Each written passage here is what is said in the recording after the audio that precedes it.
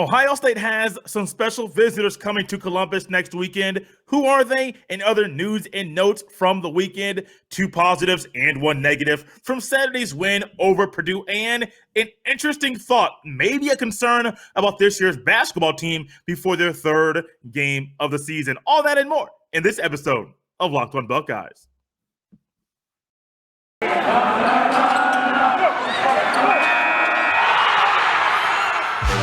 You are Locked On Buckeyes, your daily podcast on the Ohio State Buckeyes. Part of the Locked On Podcast Network, your team every day.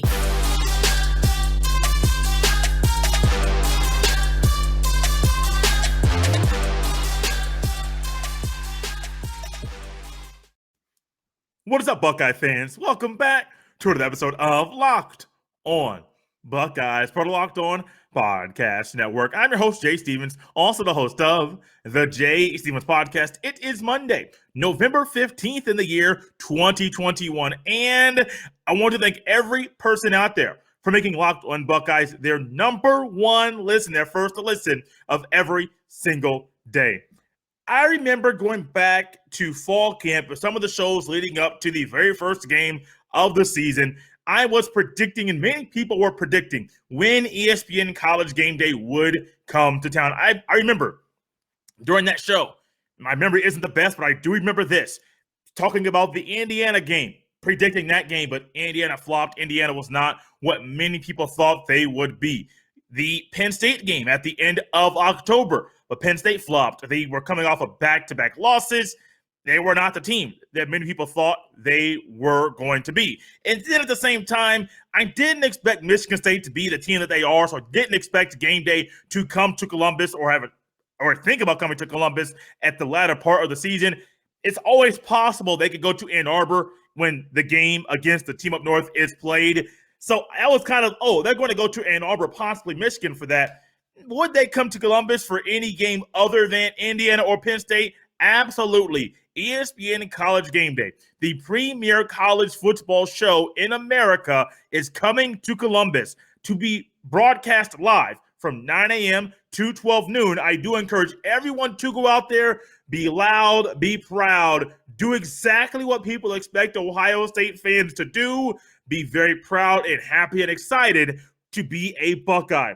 Before Saturday's game, there was a big commitment that happened, I think maybe 3 or 4 hours prior to kickoff of Saturday's blowout pummeling of the Purdue Boilermakers. Sonny Styles, 5-star safety from Pickerington Central, right here in Ohio, committed to be a Buckeye. There's some interesting things about this young man. His dad is a former Ohio State player, Lorenzo Styles, played 3 years at Ohio State from 1992 to 1994. He did not come back for his senior year during the 95 draft. He was a 3rd-round draft pick in the NFL. Sonny Styles' brother plays at Notre Dame. That's interesting because Notre Dame was thought to be the place that Sonny Styles would go play football. But then in an amazing turn of events, Sonny Styles, before Saturday's game, commits to be an Ohio State Buckeye. He's a 2023 commit, and some say he can be a player that plays and has an impact on the team right away. The AP poll and the coaches poll come out every Sunday. The coaches poll around 12 noon. The AP poll around It's actually at 2 p.m. Eastern. So 2 p.m. the AP, 12 noon the coaches poll. And Ohio State had some movement in both polls. Let me pull this up very quickly. In the coaches poll, Ohio State moved into the number 4 slot. In the AP poll, Ohio State moved into the number 5 slot. In the top 10 of the coaches poll, Georgia, Alabama, Cincinnati, Ohio State, Oregon, number 5, 6 through 10, Notre Dame, Michigan, Michigan State, Oklahoma State, and Ole Miss. The other Big Ten teams in the coaches poll, Ohio State, Michigan, Michigan State, Iowa, and Wisconsin. In the AP poll, Ohio State moved to number 5, up 1 slot. That was aided and helped by the Oklahoma loss over the weekend. 1 through 10 in the AP poll. Georgia number 1, Bama number 2, Cincy number 3, Oregon 4, Ohio State 5, Notre Dame 6, Michigan State 7, Michigan 8, Oklahoma State 9, and then Ole Miss number 10. The other Big Ten teams inside the AP poll: number 5, Ohio State; number 7, Michigan State; number 8, Michigan; number 18, Iowa; number 19, Wisconsin. Other teams receiving votes: Penn State as well as Purdue. I went on Sunday morning and was checking out different betting lines and different things that might interest you. One of the things that I saw: Ohio State, the opening betting line, they are an 18-point favorite over Michigan State in their next game in a few days. I do think Ohio State wins this one. I think that they'll probably win it by at least 24 points. That's early in the week. I do have the freedom to alter my prediction, but I do think Ohio State wins big. We'll talk about why I believe that all throughout this week. But then I also checked the Heisman betting lines. Who is currently the Heisman favorite? What happened that have propelled that individual to be the Heisman favorite? Who else is on that list that is a Buckeye? And I saw a name that I believe everybody here is very familiar with. He had a big game over the weekend. CJ Stroud is currently the betting favorite per betonline.ag. Our friends over there, they do a phenomenal job with helping you win money when placing bets and just giving you free money as well. CJ Stroud is currently the betting favorite to win the Heisman Trophy. 1 through 10, and you'll find a second Buckeye on this list. Number 1 is CJ Stroud, 2, Bryce Young, 3, Kenneth Walker III, who Ohio State will be going up against this upcoming week. Matt Corral, number 4 from Ole Miss, Kenny Pickett from Pittsburgh, Jordan Davis, defensive lineman from Georgia, Will Anderson, linebacker from Alabama. Yes, they are that good. Desmond Ridder from Cincinnati, number 9 on the list, 9 best favorite right now. Trevion Henderson, but he's tied with Desmond Ridder, and Sam Hartman for Wake Forest as plus 5,000 to win the Heisman Trophy. Many people out there are saying Stroud has no chance. Well, Stroud can. I won't say he has no chance. Stroud can. He's playing well enough, but people don't believe they'll give the Heisman Trophy to an Ohio State Buckeye football player. From the year Ezekiel Elliott had to the years that Justin Fields had, and the other things that happened recently where you think an Ohio State player is going to win the award, but it doesn't happen. This might be the year that we get an Ohio State Buckeye football player to win the Heisman. I believe it's the first since Troy Smith in 2006. Yes, it's been a long time, but I think that trend might start going Ohio State's way very, very soon, because what Ryan Day is doing in Columbus is special, and all eyes are on what he is doing in his lab and what's being put on the field every single week. Thank you for tuning in to this episode of Locked On Buckeyes, part of the Locked On Podcast Network, your team every single day. I want to encourage everyone out there to go to YouTube, hit the subscribe button, just search Locked On Buckeyes in the search engine, hit the subscribe button, hit that bell so you're notified every time a new video goes live, because tonight, at the conclusion of tonight's basketball game, there'll be a live post-game show. At the conclusion of the game, we will be going live recapping what Ohio State does on the basketball court. And then every Tuesday, Jeff Hunt from the Off the Ball Network will be joining me to recap and to instantly react to the release of that week's college football playoff rankings. Those will be live shows. Check them out on YouTube. Check them out on my personal Twitter page at jstevens07. About 7:30 on Tuesdays. Conclusion of the game at the conclusion of the basketball game, we will be going live. Just make sure you're subscribed so you don't miss when that show starts. 2 positives, 1 negative. Yes, there can be a negative, even in a blowout win where Ohio State scored 28 unanswered points. There are certain things that stick out and say, that might need to be fixed, because you don't know what's going to happen down the road. We're going to leave that last negative thought to the very end of this segment. Number 1, Garrett Wilson is that dude. I mean, Garrett Wilson, we saw how the offense looked a week ago with him not on the field. I don't think that was all because he was not on the field, but we see CJ Stroud looks way, way more comfortable when Wilson is on the field versus when he is off. But most quarterbacks will look more comfortable when their best target, their best receiver, is on the field versus when he is off. So what does Garrett Wilson do so much of that makes him such a big threat, or a big reason why Ohio State's offense flourishes even more in a more amazing way than when he is off the field. Garrett Wilson does a few things to a defense that don't allow you to just sit back and guard him and predict what he's going to do. If Garrett Wilson goes in motion, is it going to be a jet sweep? Is he going all the way through? Is it going to be I'm going to get right here to the tackle, the tight end, and then come back out this way to kind of derail and maybe be a quick bubble screen? Nobody knows what Garrett Wilson's going to do. If Garrett Wilson's in the slot, how do you guard him? If he's on the outside, how do you guard him? There are so many different things that Garrett Wilson does on the field that when he is on the field, it helps Jackson Smith and Jigba. It helps Chris Olave. It helps Trevion Henderson. It helps. Literally, it helps the offensive line because, trust me, you have to have more guys in your secondary have their eyeballs and give attention to Garrett Wilson that you might plan to blitz one guy, blitz a strong safety, or blitz a linebacker a little bit more, simply because, hey, Garrett Wilson is not on the field, so I don't have to give a lot of extra attention to him. So I'll blitz somebody else to get some more pressure instead of trying to stop him on the field. Well, you can't when he's not there. So Garrett Wilson, he can be maneuvered and moved. He can maneuver and move all over the field when he's actually running his routes.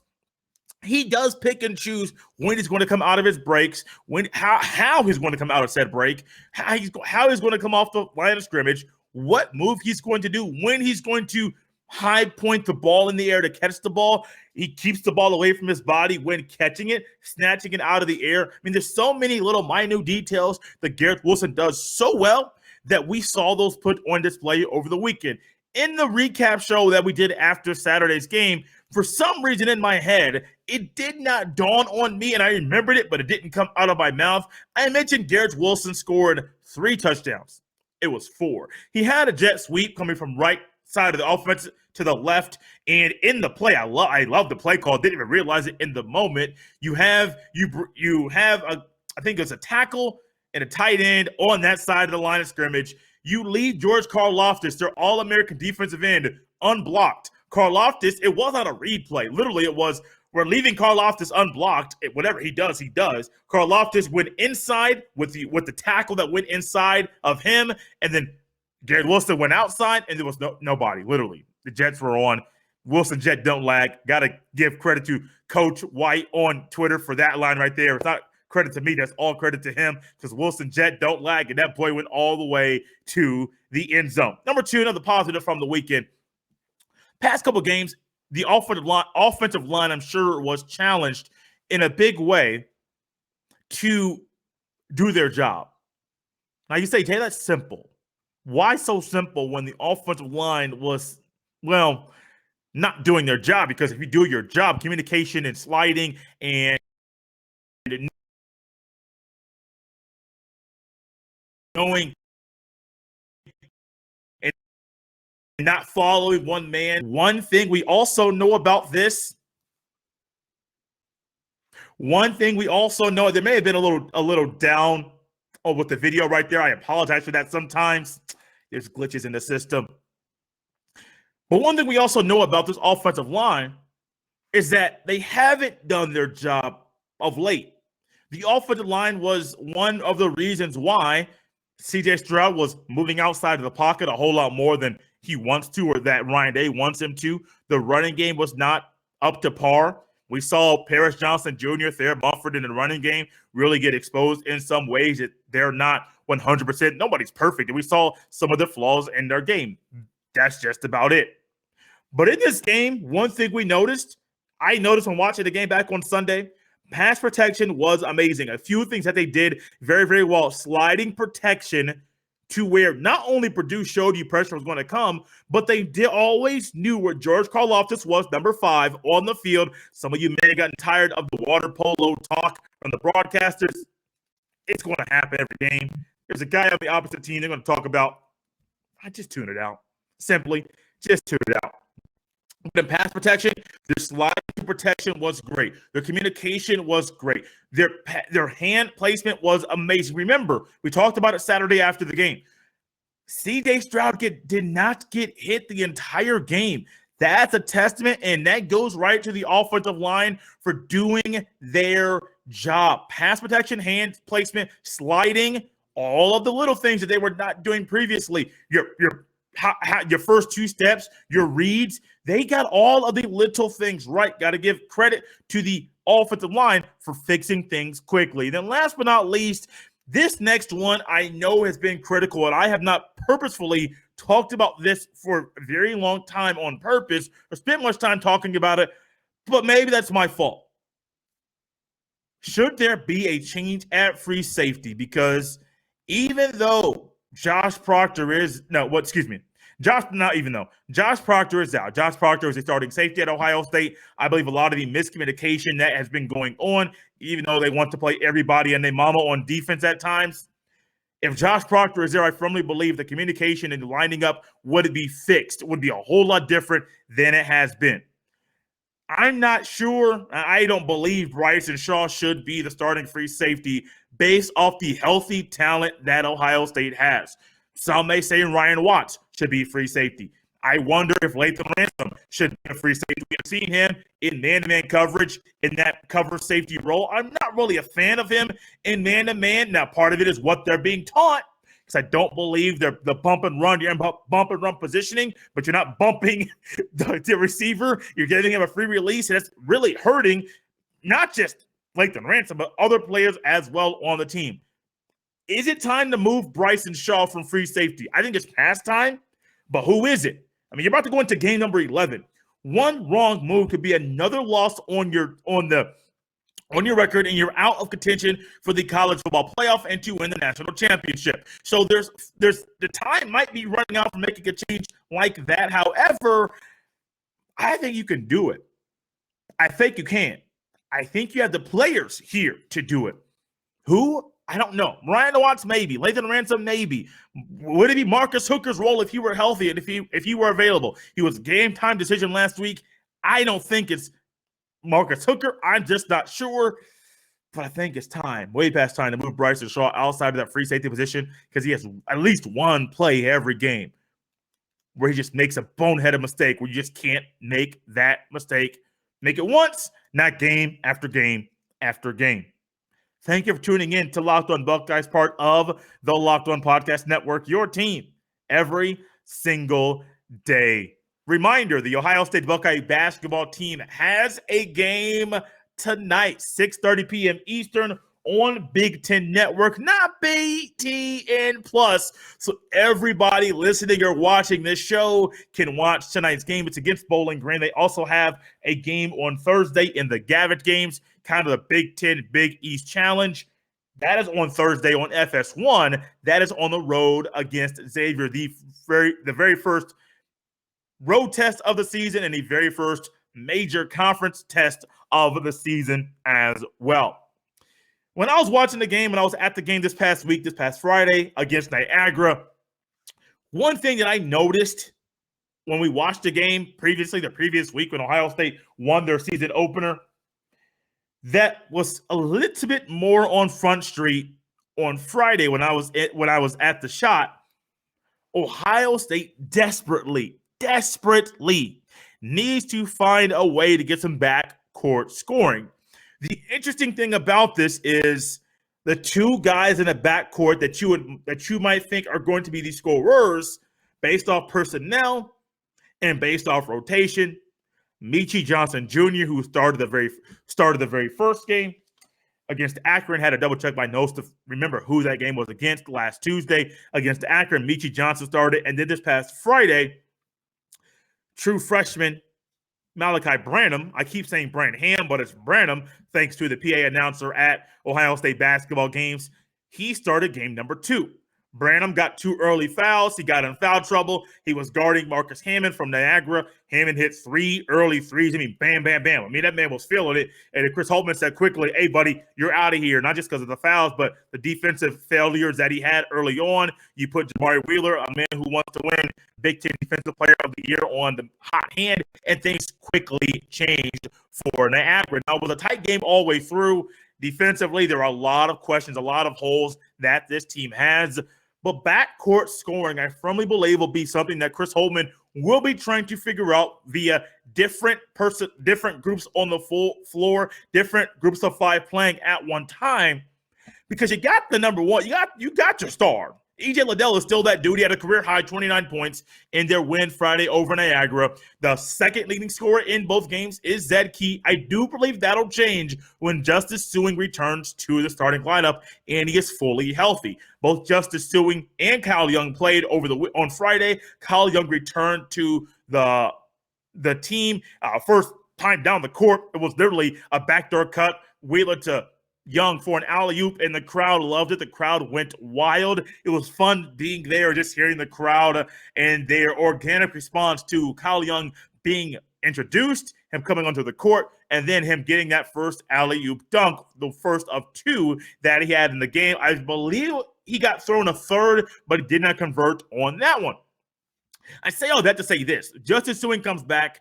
Zed Key will be the second leading scorer. But in college basketball, we talked about it last year during basketball season, which is one reason why I thought Ohio State would get out of the first weekend in the NC2A tournament. You need a guard to be a scorer. Part of the reason teams that are winning the national championship and making deep tournament runs, they have a good lead guard that can score. He does not have to be your leading scorer. You don't have to be. No, that does not have to be the case. But he has to be somebody that can put the ball in the basket. The one thing that I mentioned about Branham and Meechie Johnson, those two guys are freshmen. Yes, Meechie Johnson reclassified. He joined the team last year. But if you see them from last year to this year, you can tell, one, he's growing into his body. Mentally, he didn't get a lot of reps last year. He got more reps this year. But he's getting his first time getting extended minutes at Ohio State in college. He's a freshman. He's being viewed as a freshman. I think it's wise. I think he is good enough to be in the rotation. But with Jamari Wheeler, the Penn State transfer, your starting point guard, he's not a scorer. He's a defense-first leader type of guy, not a guy that's going to shoot much, if any, at all. Did not shoot in the first game, shot in the second game. And Chris Holtmann said that's something we talk about in film sessions, him shooting the ball. And I do believe at some point he will be asked to shoot and to make big shots because he's going to be left open. Will it be Meechie Johnson? Will it be Malachi Branham? I'm not sure, but those are the only two guys I think in the backcourt the only two guys in the backcourt that are going to get minutes, and I don't know which one is going to be the guy to be the backcourt scorer. Probably Branham over Meechie Johnson, just off of the way that I believe Chris Holtmann will utilize these guys right now. But it's a work in progress. One thing Chris Holtmann said at the conclusion of Friday's game was the starting lineup will be fluid all season long. Is that something you want to hear from the head coach? Probably not. But when you trust a guy like Chris Holtmann to make the smart and wise decisions, you're going to roll with it. Say, hey, you're in charge. You run things. We'll trust you until the end. Backcourt scoring might not hurt Ohio State tonight, but it could come back to bite them against Xavier on Thursday. Thank you, everyone out there, for making Locked On Buckeyes your very first to listen of every single day, and make sure you tune in to Locked On Buckeyes at the conclusion of tonight's game on YouTube. Just hit that subscribe button after you search Locked On Buckeyes. Hit that bell so you're notified when our post-game show after tonight's game goes live. One quick reminder to make sure you check out the Locked On Bets podcast, because Locked On Bets is your daily one-stop shop for all your gambling needs. Locked On Bets, hosted by your boy Q, with expert analysis and insight from Lee Sterling. You want to make money on a regular basis? Go to Locked On Bets. They have you covered. As always, you can follow me on Twitter at JStevens07. We'll be tweeting out a lot more stats-wise, maybe some betting stuff throughout the week to give you all the information you need in the space of this podcast and outside of the space of this year podcast to know what's going on with your Ohio State Buckeye basketball and football team.